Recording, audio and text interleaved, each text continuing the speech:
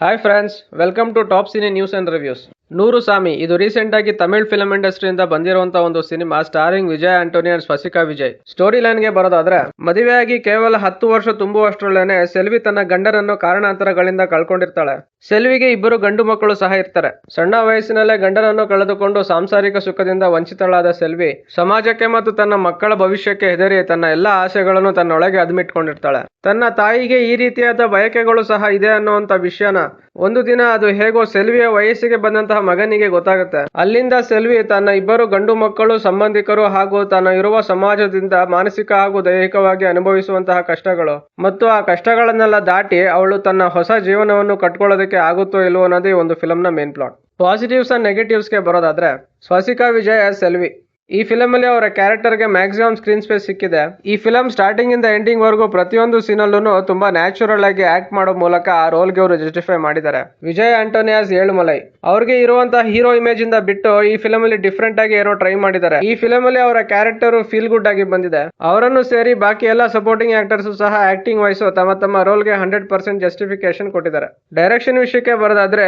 Real life ಗೆ ಹತ್ರ ಇರುವಂತಹ ಒಂದಷ್ಟು ಇನ್ಸಿಡೆಂಟ್ಸ್ ನ ಬೇಸ್ ಮಾಡಿ ಈ ಒಂದು ಸ್ಟೋರಿನ ಮಾಡ್ಕೊಂಡಿದ್ದಾರೆ. ರೂಟೀನ್ ತಾಯಿ ಮತ್ತು ಮಕ್ಕಳ ಬಾಂಡಿಂಗ್ ರಿಲೇಟೆಡ್ ಸ್ಟೋರಿ ಆದ್ರೂ ಸ್ಟೋರಿಯಲ್ಲಿ ಯೂಸ್ ಆಗಿರುವಂತಹ ಐಡಿಯಾ ತುಂಬಾ ಬೋಲ್ಡ್ ಮತ್ತು ಡಿಫ್ರೆಂಟ್ ಆಗಿದೆ.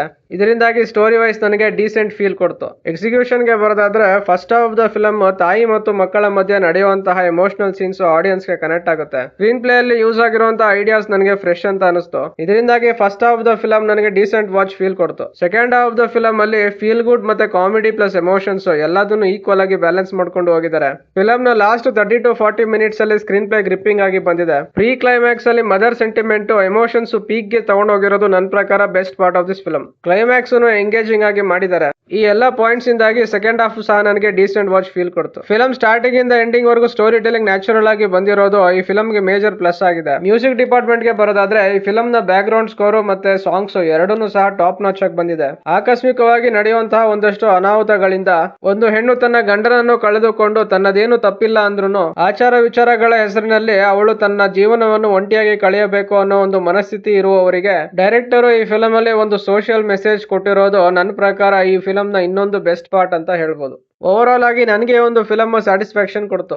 Top cine news and reviews ಕಡೆಯಿಂದ ಈ ಫಿಲಮ್ ಗೆ ಕೊಡ್ತಾ ಇರುವಂತಹ ರೇಟಿಂಗ್ 3.75 ಔಟ್ ಆಫ್ 5. ಇನ್ನು ನೀವೇನಾದ್ರೂ message oriented feel good family survival thriller dramas ನ ಇಷ್ಟಪಡೋರಾದ್ರೆ ಈ ಫಿಲಮ್ ನಿಮ್ಗೆ ಮಸ್ಟ್ ವಾಚ್. ಇದಿಷ್ಟು ಈ ಫಿಲಮ್ ನೋಡಿ ನನಗೆ ಅನ್ಸಿದ್ದು. ಯಾರೆಲ್ಲ ಈ ಫಿಲಮ್ ನೋಡಿದ್ದೀರಾ, ನಿಮ್ಮ ಅನಿಸಿಕೆ ಮತ್ತು ಅಭಿಪ್ರಾಯಗಳನ್ನ ಕಾಮೆಂಟ್ ಸೆಕ್ಷನ್ ಅಲ್ಲಿ ಹಾಕಿ. ಈ ರಿವ್ಯೂ ನಿಮ್ಗೆ ಇಷ್ಟ ಆಗಿದ್ರೆ ಲೈಕ್, ಶೇರ್ ಅಂಡ್ ಸಬ್ಸ್ಕ್ರೈಬ್ ಮಾಡಿ. ಸಿಗೋಣ ನೆಕ್ಸ್ಟ್ ವಿಡಿಯೋದಲ್ಲಿ. Thank you.